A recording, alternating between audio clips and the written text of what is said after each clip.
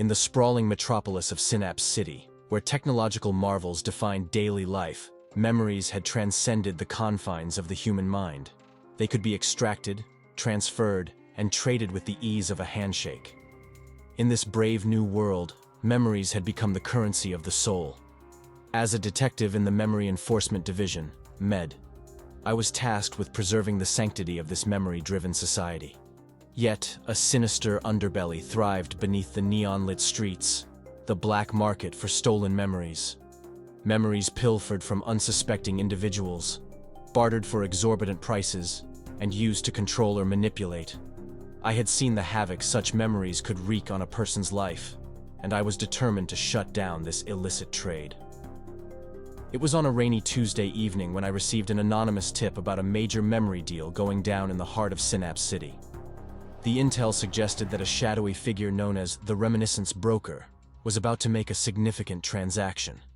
This could be my chance to dismantle the black market operation once and for all. I arrived at the rendezvous point, a derelict warehouse in the industrial district, cloaked in the anonymity of a long, dark coat. The rain drummed against the rusty roof, setting an eerie backdrop for the unfolding drama. Holographic billboards cast erratic beams of light, illuminating the haze of the downpour. I watched from the shadows as a well-dressed man and a hooded figure exchanged a small metallic device, the memory chip. A chill ran down my spine as I recognized the hooded figure. It was none other than the Reminiscence Broker, the elusive mastermind behind the stolen memory trade. I couldn't see the face of the client, but their desperation was palpable. I knew I had to follow the trail of this transaction back to its source. The client left the warehouse, clutching the memory chip as if it were a lifeline. I followed at a discreet distance, watching as they navigated the labyrinthine streets of Synapse City, periodically glancing over their shoulder. They led me to an unassuming apartment building, a stark contrast to the opulence of the surrounding cityscape.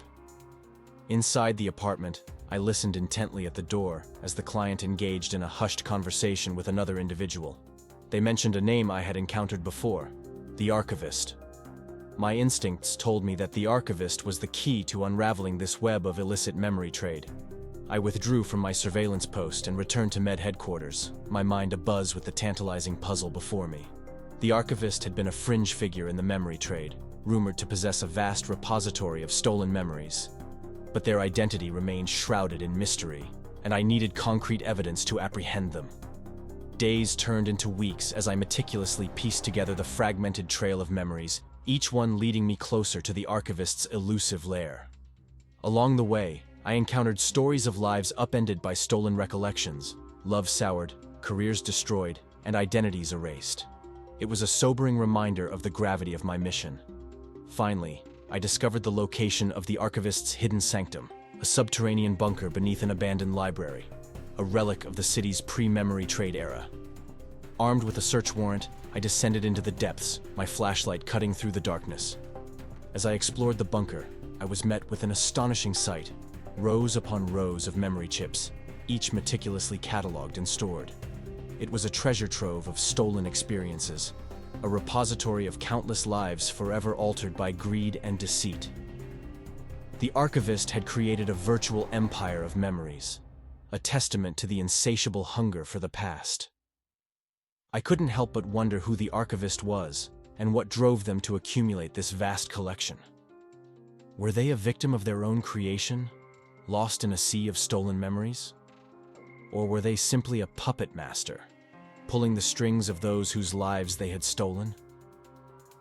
My search led me to a hidden chamber within the bunker, where I found the Archivist himself, a frail, elderly man hunched over a console. He looked up at me with eyes that had seen too much, haunted by the weight of his actions. "You've come to end it, haven't you?" he said, his voice quivering with resignation. I nodded, my heart heavy with the knowledge of the lives that had been shattered by his actions. The Archivist explained that he had once been a brilliant neuroscientist who had lost his own memories in a tragic accident. Unable to remember his past, he had turned to stealing memories as a means of survival. But in the process, he had become consumed by the memories of others, losing his own identity in the process. As I apprehended the archivist, I couldn't help but feel a sense of pity for the man who had become a prisoner of his own creation.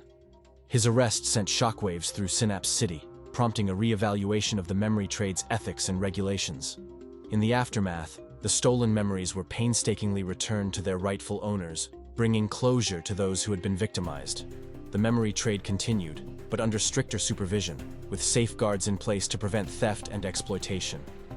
As for the archivist, he was sentenced to a life of rehabilitation and therapy, an ironic fate for a man who had once held the key to countless lives.